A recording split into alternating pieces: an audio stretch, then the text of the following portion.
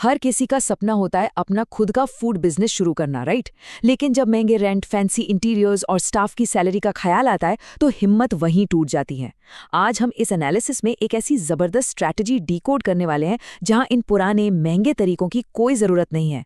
हम बात कर रहे हैं एक complete data driven business blueprint की, जहां ट्रेडिशनल कॉस्ट को बाईपास करके एक स्मार्ट प्रॉफिटेबल सेटअप घर बैठे बनाया जा सकता है। तो स्वागत है इस नए ब्लूप्रिंट ब्रेकडाउन में, जहां हम बिजना को ग्लोबल वेंचर्स की रियलिस्टिक प्रीमियम बिजनेस एजुकेशन को डीपली समझने वाले हैं। यहां हवा में बातें नहीं होती, सिर्फ असली मार्केट डेटा दिखाया जाता है।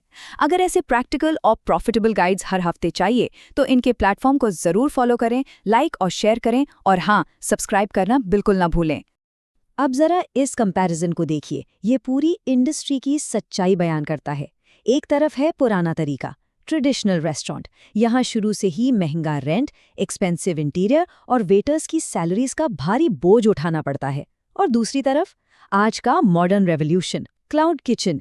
इस मॉडल में रेंट लिटरली जीरो हो सकता है, क्योंकि ये सीधा घर के किचन से चलाया जा सकता है। यहाँ कस्टमर आकर खाना नहीं खाते, सारे ऑर्डर्स सिर्फ डिलीवरी ऐप्स के जरिए आते हैं। ये एक हाईली एफिशिएंट इंजन है जो डायरेक्ट प्रॉफिट्स पर फोकस करता है।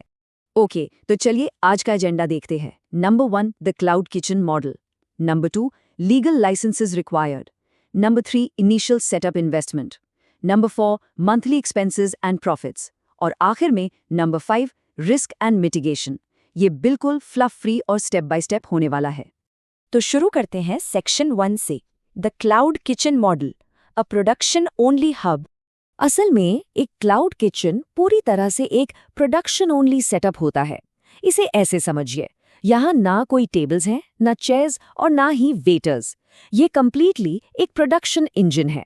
इसका पूरा फोकस सिर्फ और सिर्फ प्रीमियम क्वालिटी का खाना बनाने और उसे एक्सक्लूसिवली स्विगी, जोमैटो या प्राइवेट डिलीवरी नेटवर्क्स के जरिए डिलीवर करने पर होता है।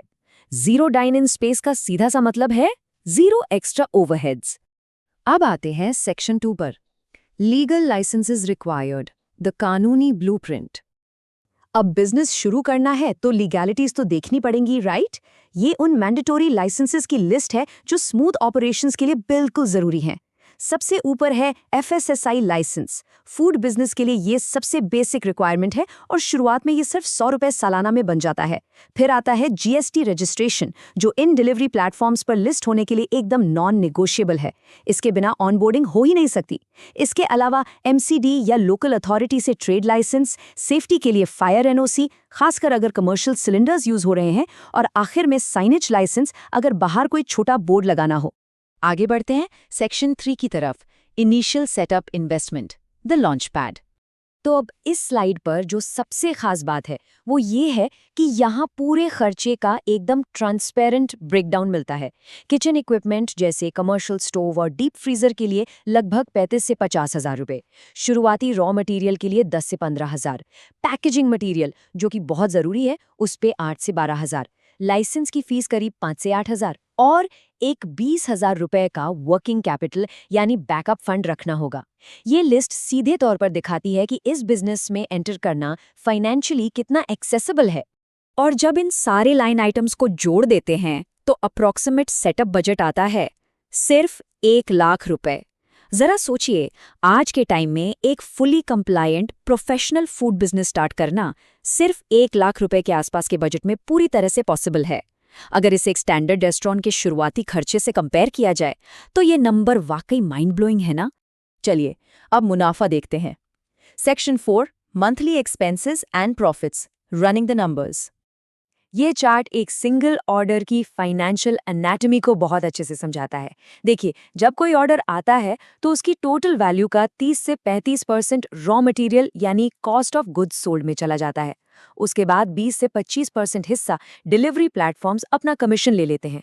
उसके बाद जो बचा हुआ हिस्सा होता है वही नेट मार्जिन होता है, जिसमें से गैस और बिजली जैसे बेसिक यूटिलिटी कॉस्ट्स निकालने होते हैं। और असली जादू यहाँ इस नंबर में छिपा है। अगर एक स्टैंडर्ड मील 200 रुपए का है तो फूड कॉस्ट और प्लेटफॉर्म कमीशन निकालने के बाद नेट मार्जिन बचता है पूरे 84 रुपए, यानी सीधा शुद्ध मुनाफा।